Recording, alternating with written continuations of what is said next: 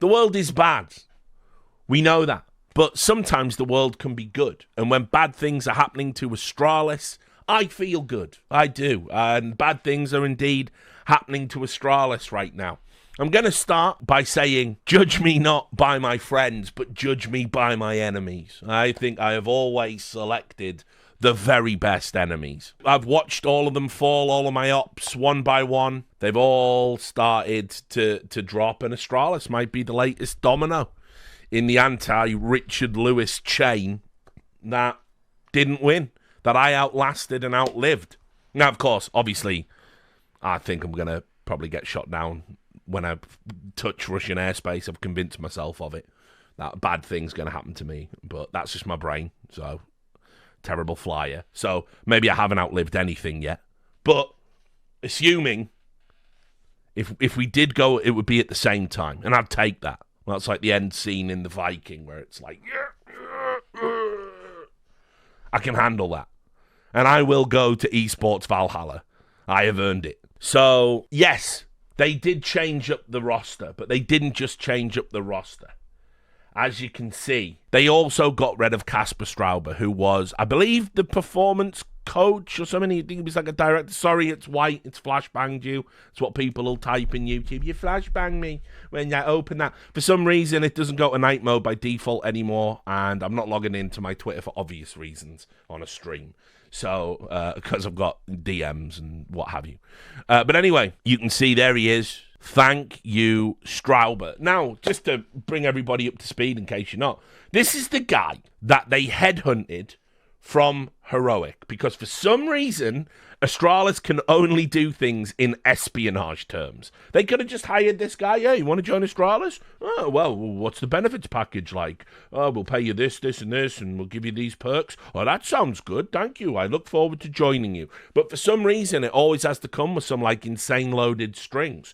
And what ended up happening was, this guy was at Heroic. He was really well liked over there initially. He had a very good rapport with the players. He was very tight with Stown when Stown went through some personal stuff in his life that we don't need to relitigate and talk about here. And ultimately was instrumental in Stown wanting to leave when the whole Stabby thing happened, because ultimately Stown initially said to the team, said to the Heroic organization, I don't want to play with Cadian anymore. I've had enough. I will IGL, I will AWP, I will do anything, just kick Cadian. Heroic kicks Cadian, and then Stown says, lol, just kidding, I want to go with Kasper anyway. He's over at Astralis now.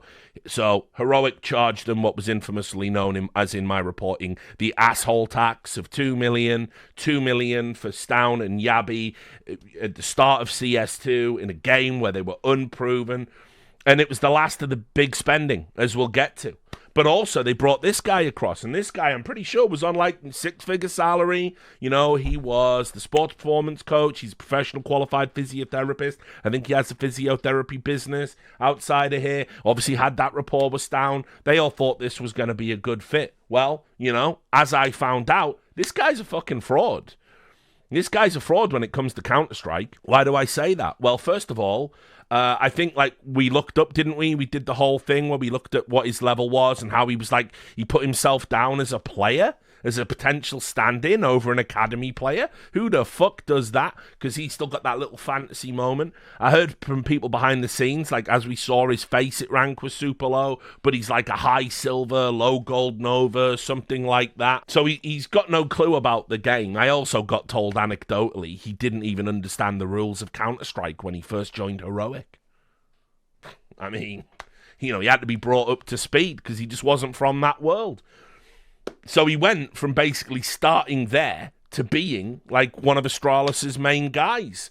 Now, as I said, this guy alphaed me when he did that ridiculous HLTV live appearance with Device, and it was when Device was going to be the IGL, and he said it was going to be the right move, and it was definitely going to bring in a new era of success, and it was totally good that the player who's got a stress-related illness was going to pivot to a job that will not only diminish his own level of fucking performance, but will also increase and exacerbate his stress levels. He told me on that stage it was going to be a good idea. And then he came up to meet me after the show and he said, oh, well, we'll see. And he shook my hand and he did the firm manly squeeze. And as he was doing it, I just took my hand away and I said, listen, mate, I think this is going to be a fucking disaster. And I can't wait because you're not going to win anything. This is a waste of everyone's time. And by the way, HLTV journalists heard this happen. They were all laughing, like they turned their back, like, Richard's roasting him. You want the smoke, you get the smoke. It's as simple as that, right? And he looked crestfallen, like it hadn't worked. He was trying to put a spell on me. He thought, I'm just not the one. Like, my opinions are my opinions. You're going to get told them if you invite them. And so anyway, I was vindicated. I was proven right. You had to bring Cadian in. After all of that drama, all that backstabbery that you were probably partially involved in on some level, because I heard that Cadian and Casper Straube don't necessarily vibe with each other, and that was true in Heroic, and then it became true again in Astralis. Now he's gone. He's out. He's gone, and his six-figure salary with it. And so it's great. It's been great watching all of these people get found out and then just cast out of esports. Now, is he cast out of esports? I think it's going to be very interesting to see if he comes back. This is the statement he put out. He put it up on dust2.dk. He said, it's no secret that the ambitions and results in Astralis have not matched. That's why I think it's natural the management has made the decision they have. In a professional environment, we are all constantly measured and weighed. I'm obviously disappointed we didn't achieve the results we wanted. The results haven't been good enough compared to the expectations I had, but I'm satisfied with the work I delivered during my time at Astralis. Really? Are you sure? Yeah, you're satisfied with not qualifying for majors since you joined? The player you're meant to be the fucking star whisperer for, Stown, your boy, your friend, the one you have the wonderful relationship with, he's played dog shit since he joined Astralis. He's been one of these star players who hasn't had a single star performance. You're satisfied with that? I don't know, I wouldn't be, mate. That's just me. Set myself a little bit of a higher standard, I guess. So anyway, he's satisfied with the work he did. I'm at a point where I think I still have a lot to offer, he went on when asked about his future. You learn your whole life, and I've also learned a lot during my time at Astralis I can use going forward, like the rules of Counter-Strike, for instance. Whether my future lies in or outside of esports depends a lot on what projects come up. I can certainly see my future in esports, but not at any price. Well, listen, mate, the days of you commanding six figures from the premium Danish organisation, they're over. But maybe the real lesson is the friends we made along the way when we didn't qualify for all those majors. Now, I'll say this, is he as much of a train wreck as Casper Fit? Probably not. Casper Fit fucking contributed some insane shit in his time in Astralis and ultimately got fired and got them fined 100 grand because of fucking crazy off-the-books operations to destroy Heroic with Hunden he was engaged in, which again, Richard Lewis exposed, for there are no secrets for me in the Danish scene. And of course, on that note, once again, we had to do it. We had to do it to him because dust2.dk put a report out after all these rumours and all the usual clout goblins. Astralis are going bankrupt. Media, Astralis exploring sale of organisation and CS division, 26th of April. Jonas Kalk Gunderson, remember him?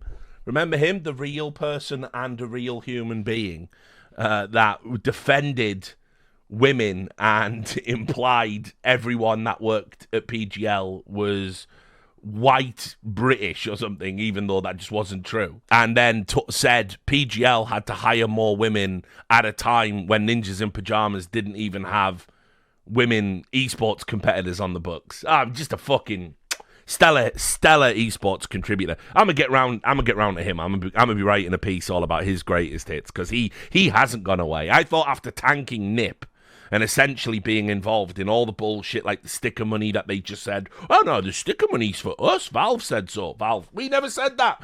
As you can see, the sticker money is for us.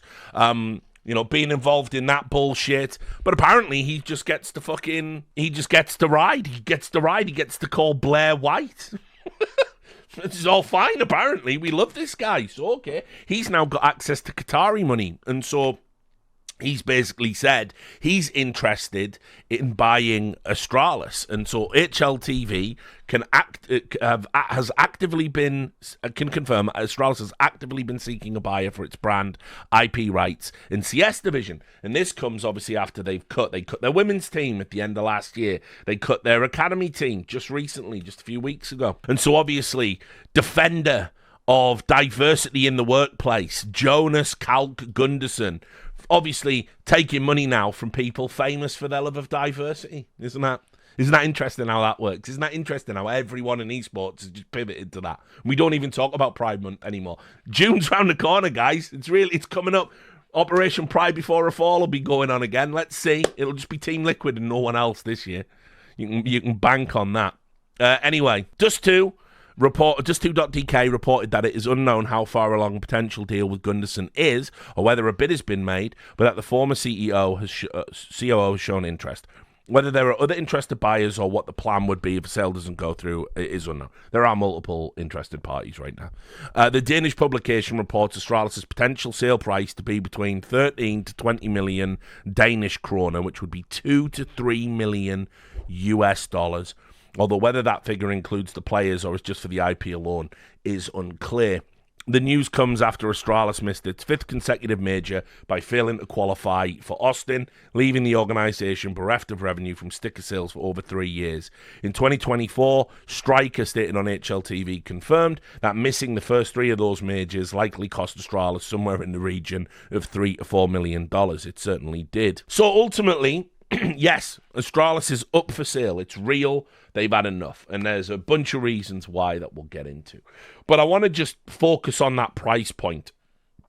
For now, Astralis is being pitched at $2 million to $3 million. Think about how small and derisory that actually is as an amount for an organization with all that history, prestige, an organization that just a few years ago, well, not even a few years ago, like it was 23, they sold an LEC slot to Carmine Corp for something like, I don't know, 18 million. Now the whole org is not worth a fraction of that. Just a busted brand. And obviously, we don't know whether that 2-3 million includes the players. Spoiler, I would assume not.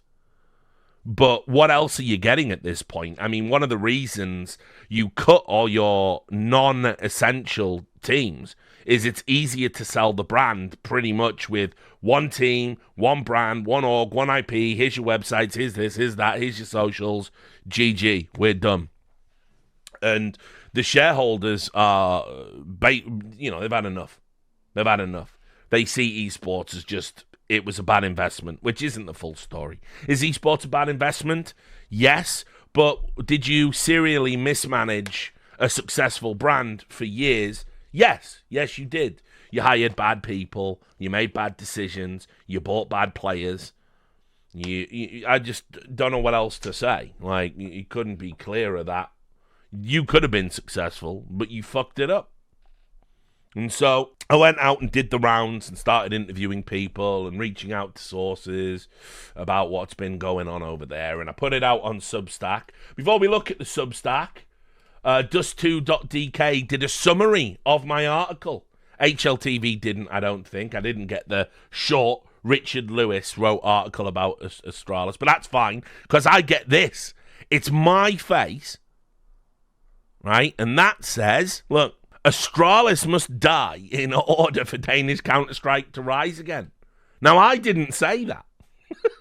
But the way that is constructed makes it look like I did. But I do think that. But that was a quote from somebody else, to be fair. I want to make that abundantly clear. But when I saw that, I was like, yeah, that's wicked, actually. That's actually wicked. It does look like I said that. I don't know if any of the fans... here we go. Let's see. Richard Lewis is seriously as irrelevant as Astralis within the top of Counter-Strike. Let him be forgotten. I'm at the majors, dickhead. I'll work the majors. Won't be working the next one. We got the fucking No Majors Club coming. More on that later. But I work the majors. I've been to more majors than Astralis in the last few years. So if I'm irrelevant, what the fuck are Astralis? His methods... He's a good journalist, but I don't think he's important. His methods and his history just make him totally forgotten. Just some sad, sour Astralis fan. I've had Joe Rogan's number since day fucking one, haven't I? And it makes you sick. Look at this as well. Look at all these replies. This must be the most replied to fucking thing. That's just an all-time... That's a banger. I might have that blown up and framed and just put that in the house somewhere. It's just so ridiculous because it's not even my quote.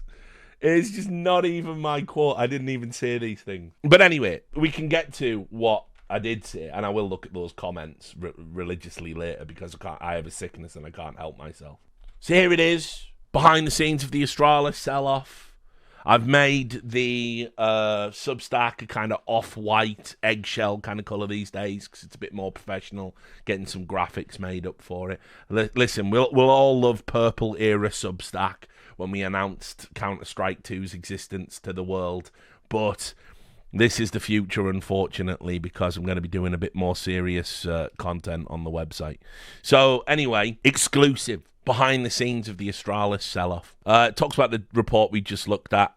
And then several sources connected with Astralis have since reached out to this publication to lift the veil on what's been happening behind the scenes. These sources requested anonymity under concerns about reprisal should they be identified. Many expressed grievances with management, and that should be the direction. I've spotted a typo immediately. Not beating the can't write washed hack allegations with a typo like that, and the direction the organisation has taken, with one source even going so far as to say Astralis has to die for Danish Counter-Strike to rise again. The amount of smaller organisations they have fucked over is incredible. It represents a drastic fall from grace for an organisation that was not only synonymous with success in Counter-Strike, but also one that was initially presented as a plucky startup with player co-ownership. Remember that lie back in the good old days? We're a player-owned organisation. Since then, a spiral of serial mismanagement has rendered the organisation not only a failure across multiple disciplines, but also in a financial spiral that has made shareholders pushing a sale to new ownership as a preferred exit strategy. After conducting several interviews, we aim to provide a better look as to what has happened behind the scenes to bring Astralis to this point. So, first up, right, layoffs. There's always layoffs, right? Like, you know, we've seen pretty much consistently multiple esports organizations. They just keep cutting people and cutting people and cutting people and cutting people. And they say it's like the esports winter and all this bullshit. But ultimately, this ain't that. That's not what's going on at Astralis. It might have been that at one point, but it is certainly not that now. They are just getting down to what happened with Evil Geniuses, essentially. They're paring it down to having a skeleton crew to do the bare minimum necessary to remain operational and get this sale over the line. And so one of the things I was told about was they got rid of all of the creatives because there's no need to do anything creative anymore because they want to get rid of the organization. So people like video editors and graphic designers, these kind of peoples, they have been, you know, they've been laid off. And so, obviously, that seems like a smart idea. You know, if we're not going to be doing anything on a promotional aspect, we don't need people to create promotional content.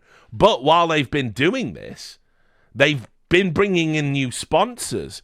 One sponsor was with a company called Come On.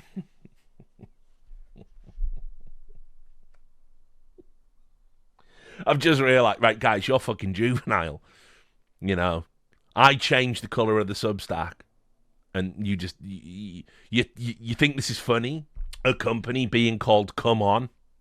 You think this is funny? It is, of course. It is ridiculous that there's a company called Come On. And Come On, Eileen, describes itself as a leading global player in the iGaming market and states it has 15 brands operating sports betting and casino services. The deal, which was announced in December 2024, came with a very underwhelming video reveal that left fans confused as to what Come On actually was.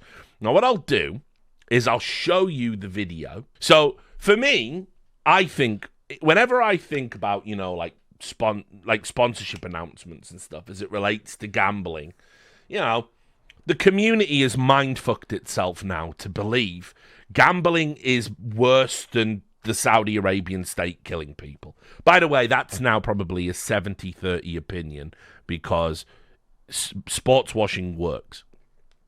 And so everyone hates gambling. So I understand maybe not wanting to do a big bombastic announcement because it's very unpalatable. Again, I have no moral problem with gambling. I want to make this abundantly clear. I like gambling. I do it myself sometimes. Never been addicted. I've known gambling addicts. It's sad. Addiction's terrible. But, you know, many such cases for many such things. I think regulated gambling's essential. Keeping it away from kids, like all adult pursuits, is essential. But that's it. Is it worse than the Saudi Arabian state fucking persecuting political dissidents? Of course it isn't. And only a moron could think that. But that's where we're at now.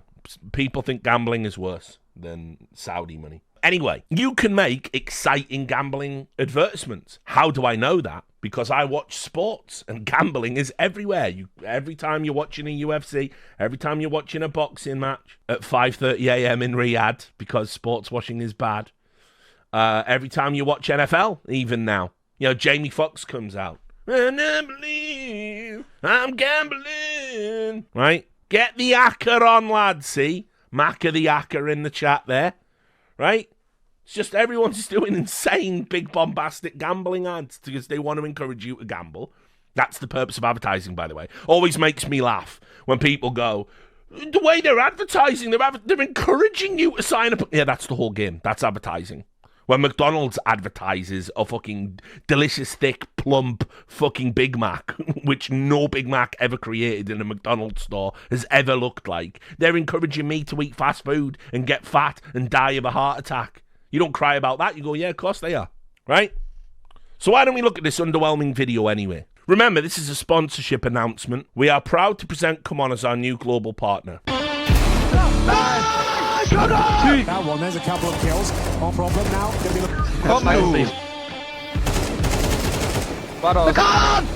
And now Rush gets caught. He's gonna win. Kom nu, Viggo! Sindssygt! Basket!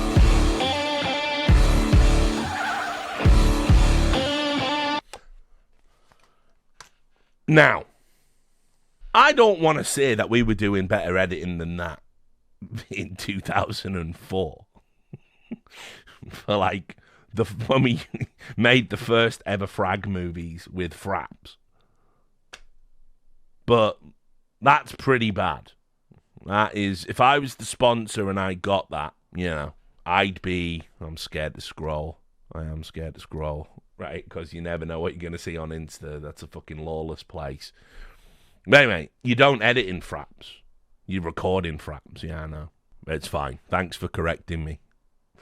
That was an important detail in this monologue about Astralis. So, you can see it was a terrible edit. They clearly don't have any creatives. And you can see here how people are taking it. The number of gambling addicts has nearly doubled in the last 5 years. Sad news, Astralis. I just don't even know where he got that from. We'll never know. Then, of course, please disband talent, kid, bots, easy322, well played, dead, org, clown emoji. Safe to say that not everyone liked the announcement, but maybe a slick video would have helped. Unfortunately, there was no one left to make a slick video. So...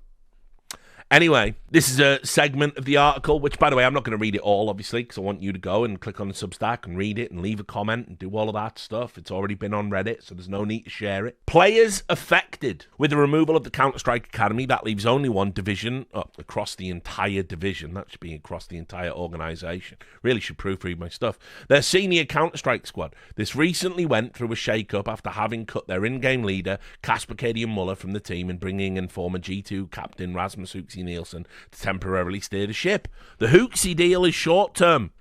One source familiar with Astralis' recruitment policy informed us, as the focus is on making sure they meet their event commitments. Management understands if they cannot find a buyer for the whole organisation, they can at least sell the squad to a potential buyer. They will not be spending money on any players while this is happening.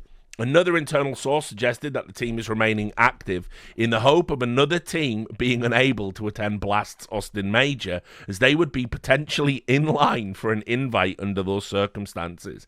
It's not clear what the rules are explicitly for such a situation and whether Astralis could be such a beneficiary. At the time direct invites were handed out, Astralis were ranked the 11th best team in their region and also made it to the final of the major regional qualifier for Europe, losing to Ukrainian organization Bait. Now, as I said, I couldn't use quotations here, but internally there was a corp. There was an Astralis management corp that they felt, because of the current ongoing global situation and the fact the major was in America, they were thinking that maybe some teams they could drop out, maybe we'd get lifted in. Of course, obviously, that would be terrible optics if for some reason Astralis were to make it to the Blast fucking major, all things considered. And, Jace is saying in the chat for when this goes to YouTube, that's Jace, head moderator, legendary coder, and defender of Finland. He said that apparently on the Astralis fan Discord, they were gassing it up, that they could qualify through some insane backdoor. So, I mean, it's cope. I don't mind the fans having cope, but I think management having cope is kind of fucking cringe. Like, that's pretty bad, you know? Guys, don't worry, we can still make it. Like, it's fucking over. It's over. But yeah, listen, I should probably get on the Astralis fan Discord with my name. I think that could be a good time, and we could get some content for a good stream out of that. Richard walks into the lion's den. There I am doing my Chris Eubank pose. That could be pretty funny, right? We'll do that. We'll definitely do that when I totally get back from Kazakhstan, because I do have a future. So, it also says here, unfortunately right now, the player morale is said to not be in a good place. Firstly, according to sources within the organisation, Astralis looked to tighten their belt by asking the Counter-Strike team if they would be open to a pay cut. Stop me if you've heard this one before. Framing it as helping to secure the future of the organisation. A source familiar with the negotiations said that the senior players were not happy with this request, especially as it purportedly occurred at the end of 2024, around the holiday season. Now, just so you know the timeline, the approaches to find a new buyer began in December of 2024. That's how long this has been going on. So you kind of get an idea of how long it takes to filter and waft through the Counter-Strike scene before, the clout goblins hear something and start talking about it. The bottom line is, it was handled pretty well, and it was kind of closed off, and all there were like rumors and speculations and innuendos. But this source that told me this was basically like, look, what would help us maintain the org for longer is if you would be willing to take pay cuts. And naturally, the players have said, no, we're not doing that. And so the sale is essentially expedited kind of at that point. Obviously, Cadian gets cut. He's gone on to, whatever his contract stipulates about payments. I don't know what it would be. But obviously, a lot of players, they have clauses in their contract. If they get benched, your salary drops by, 50%, 70%, right? They don't pay you the full salary. And I imagine whatever they've brought Hooksy in on is going to be the difference. I don't think Hooksy's walking into Astralis on like a big fucking fat contract. I think probably Hooksy is going to be on the difference because they need to try and maintain a baseline salary level. I looked at the financials, but the last publicly available financials from the Danish, CVR data register, it basically has a letter to shareholders that says the CS team's losing money. It's there in black and white. That was filed in that was for the financial year 23 to 24, and that was when they made the sale of the LEC slot. So, they're in bad fucking shape. Then, on top of that, In addition to this, some of the players had also reportedly become jaded with the involvement of Kasper Straube, the performance coach at Astralis Management, headhunted from rival organisation Heroic in contentious circumstances. Of late, Straube was said to be more actively involved with the team and not to everyone's agreement. These disagreements are said to not only have played a part in the departure of Müller, that's Canadian, but also in the departure of Straube himself. One source also said that Straube's salary was too big to justify in the current crisis facing the organisation. And then here's a great little story within a story. That same source also said that young player Victor Ster is particularly aggrieved after signing a contract extension that lasts until 2027. During negotiations, no details of the org's financial situation were discussed, and there's now a potential that as long as the organisation is operational on some level, Ster could be locked into a contract he may not have signed if he had all of the details. While it is supposedly the organisation's intent to sell the team intact, given the desire of the shareholders, they may have to be open to selling individual players should they receive suitable bids. And so, obviously, you can see this was, look, here it is. This was the announcement. I'm excited to announce the extension of my contract. This was on March 18th, guys. They'd been trying to sell the organisation for about 3 months at this point. Again, as per sources. And it's like, I don't believe... best will in the world, most loyal player in the world. I don't believe you sign a contract extension until 2027 in Q1 of 2025 if you suspect the organization might be about to go under.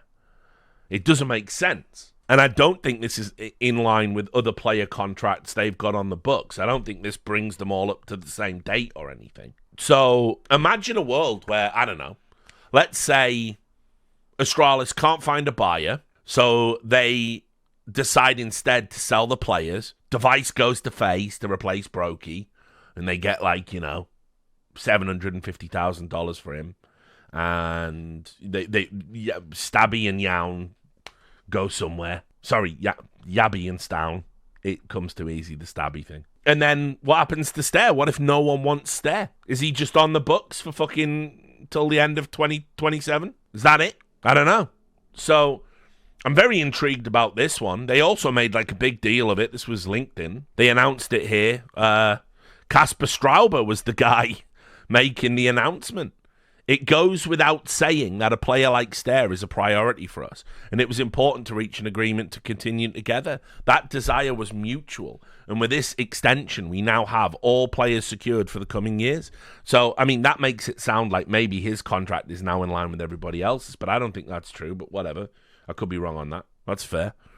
That gives us both stability and the continuity we need to keep building on our positive progress. There's a great foundation within the team, and while we know it takes hard work and a lot more wins to repay the incredible support we receive everywhere, I can also sense a growing optimism around us. We're not there yet, and we'll definitely lose matches along the way, but we have a team with both the quality and mentality to keep improving and over time compete for titles. Today, we've taken an important step in that direction. So, I don't know. I mean, maybe the thought process is to bring his contract in line with everyone else's. So if they do need to sell, they say, look, we're selling them as a 5. Still isn't great. You should not be signing a contract with an organisation that is asking you to take pay cuts just a few months prior, and certainly is in this situation, even if you're aware of it or not. So I just don't know. It seems crazy to me. I guess Ster, he wouldn't have been on the same money as the other players, so maybe he negotiated his money up, kind of like the Mouse guys that came from the academy, and they played for the senior team for the first year, but on academy player money. Anyway, we move on from the players. We get to fading financials.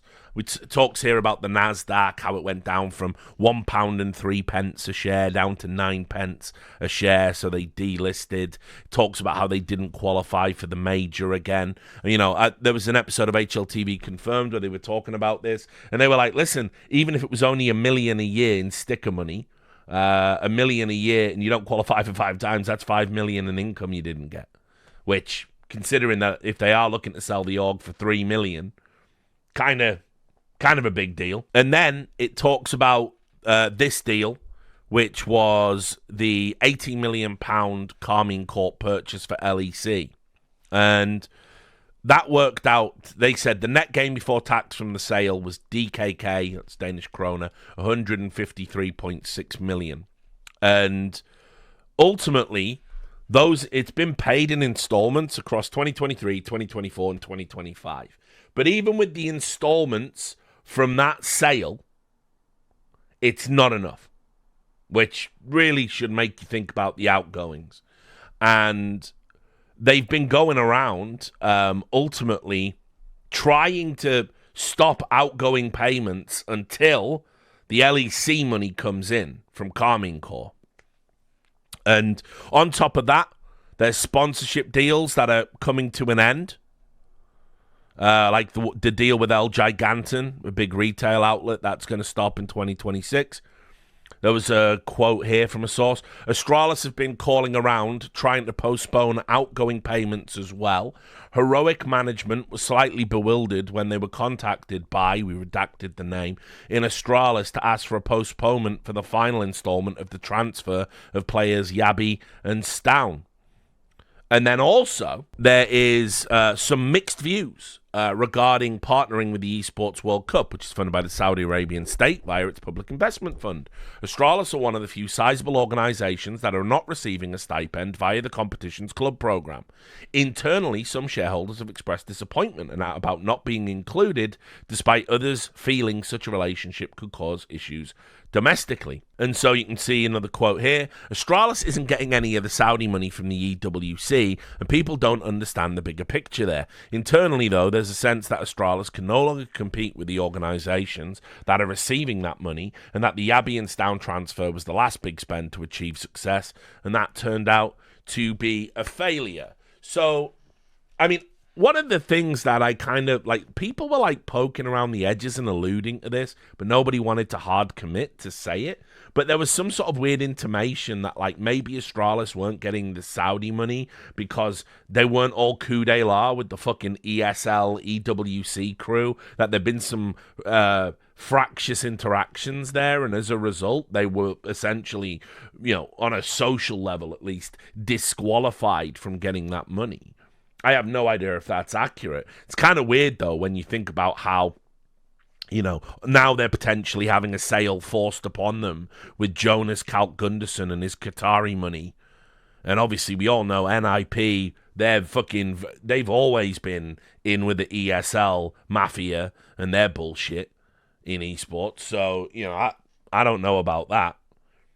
That's potentially something that's going on. I'm monitoring that situation. I'm keeping an eye on that. In general, as well, with the money, I'm also hearing from other people that are owed money from Astralis that, like, that money is still outstanding and they're having to chase it. So it's not just like one or two little bits. It's like, you know, they're moving dates around to try and balance their outgoings. They're in real trouble. There's no doubt about it. Then we got a chapter on Nikolaj Nyholm. I did reach out to Nikolaj Nyholm, as it says at the bottom here. I reached out for comment for this article, but I've also extended the invitation to come on the Richard Lewis show. He's more than welcome. I think at this point, you know, it's like, it'd be like two war veterans from different opposing sides coming together to have a drink and talking about the horror that we both experienced. You know, it didn't matter that we were on different sides. We can all agree esports is hell, can't we? So, anyway, you don't really need to know this bit, but, you know, it's Nyholm. He's a well-known Danish entrepreneur. He's on the Danish equivalent of Dragon's Den or whatever. Sources familiar with the inner workings of the organization stated that, surprisingly, it is Nyholm that is driving the sale. They suggested his interests have now moved away from esports and that he has become increasingly disenchanted with the industry. You know, you and me both, Nikolaj. Nyholm is on the Danish Dragon's Den TV show and has status elsewhere as an entrepreneur. I doubt he cares about his flopping esports team anymore. The brand will be sold to someone else. So even Nikolaj Nyholm's out at the end of the day, according to the sources behind the scenes. So if you want to get more on that, the article's there. You can read it. It's on the Richard Lewis Substack. This is what it looks like these days. I think this is a lot better. I also recently published the ESL Face It financial records, which nobody seemed to care too much about that. But there's some shocking numbers in there. And they released another bunch, and I've got them, and that's coming next, probably in the next day or two. But ultimately, yeah, things aren't good. Things aren't good for Astralis at all.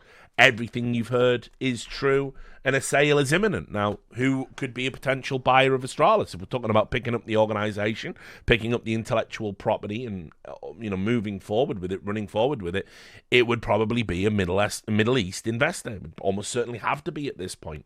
I have no idea as to who's the front runner, but I can say with confidence that there's a bidding process going on behind the scenes, and it's there. Obviously, it has to go to the highest bidder, and that sale is moving forward. I imagine it will be completed by the end of the major, or they'll know one way or the other whether they want to keep the CS team, sell the CS team separately, shutter the CS team, cut the players, whatever it is. But I think probably they are sold to new ownership. I mean, if not after the major, definitely before the end of 2025.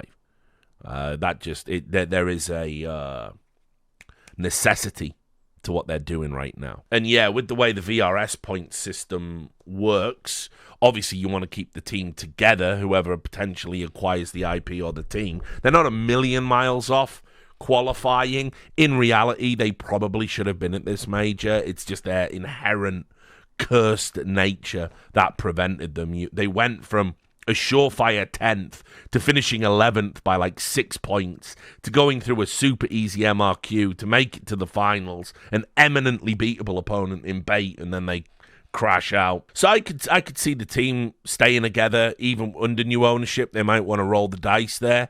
But honestly, I think if I'm like Device and I'm looking at everything that's going on in the timeline, I don't think FaZe have any money to spend on players per se.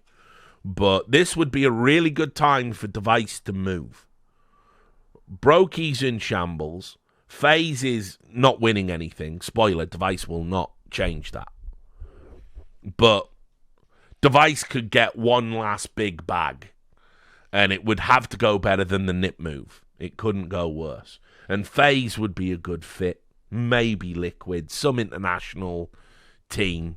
I'd like to see it, because I don't really think there's a future in this lineup, unfortunately. And I don't think bringing Hooksy in changes that. I think Stown and Yabi, it's been pretty much failure to launch as a $2 million investment. It's been a bit of a bust. And obviously, it's a Danish lineup that could be owned by non-Danish ownership. We have no idea about what the management structure would look like, what the coaching structure would look like, what the support staff would look like. It could be a very different entity. And Device has the reputation, the ability, the wherewithal, and of course he speaks really fluent English. He can go to any team he wants, and at 28, 29, whatever he's at now, you really should do it before you hit your 30s. So we'll see. But that would be one way you could make some money. And obviously, I think if a bid came in with the situation they're at, players are assets at the end of the day. And so that means that you would be essentially compelled to consider a sale. So whatever. The bottom line is, once again, Astralis are in trouble. But this is going to be the final one. This is the last ride. When they get sold to new ownership, Astralis, as we knew it, will be dead. It'll be over. And what an insane ride. We were there in the good times as they ascended, when they came from TSM and created the little question mark organization. We were there when they won all those majors, and then we were there when they suddenly couldn't win games anymore, and the management burnt all the goodwill with their players by making them travel to like 5 continents in fucking 40 days or something.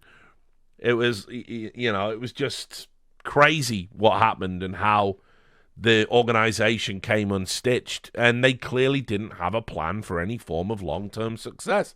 They kept thinking it would all be okay, it would all work out in the wash, this decision wouldn't compound into another bad decision. And here we are. We're almost at the end of it. The end of Astralis. Something I didn't know if I would see. Thought maybe I'd be out of esports before they were out of esports. But, yeah, we win. We keep winning. We keep working. We keep winning. And so I'll pour one out to my old enemies and wish everybody the best on the other side of the great Richard Lewis versus Astralis wars of 2019 to 2025.